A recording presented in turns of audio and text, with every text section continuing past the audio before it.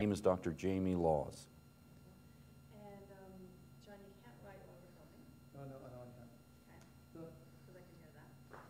So, Jamie, will you tell us your miracle story? Yes, be happy to tell you my miracle story.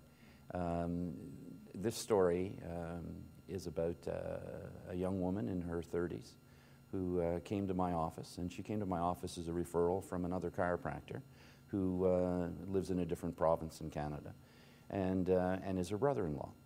And this lady, when she first came to me, I wasn't the first chiropractor that she had seen. Her brother-in-law had recommended that she see a chiropractor and hadn't given her any specific advice about who to see. And she'd been to see a chiropractor and really hadn't noticed any significant change in her condition. And then had the opportunity to go to a family wedding in Alberta, where her brother-in-law is.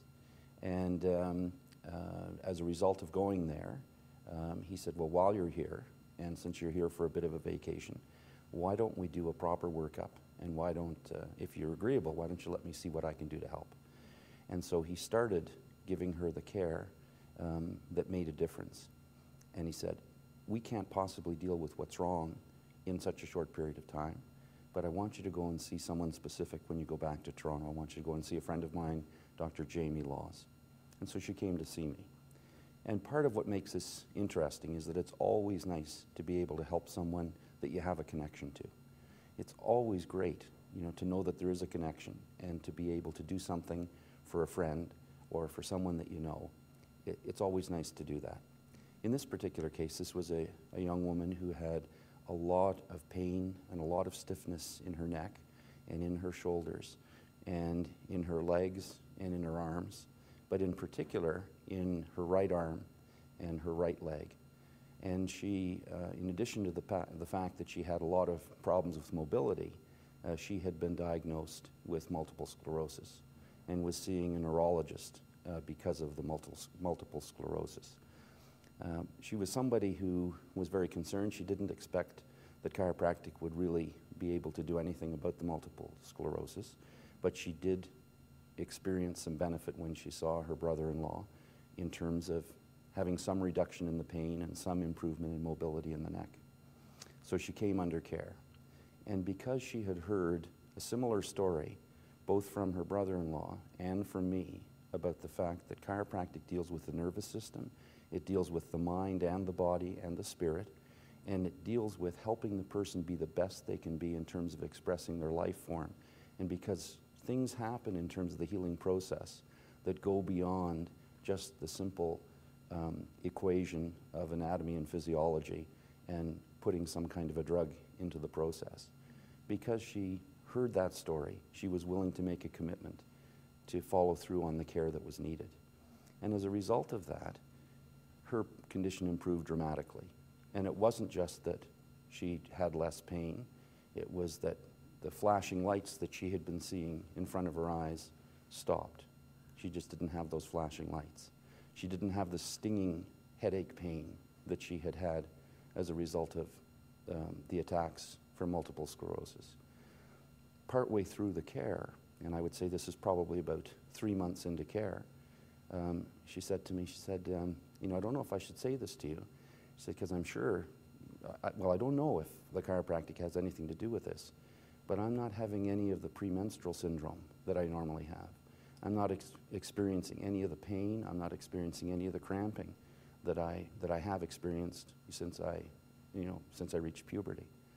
And I said, this is a matter of the body working the way it's meant to work. And so she had great benefit from all kinds of things that have to do with the body controlling itself the way it's supposed to be controlled.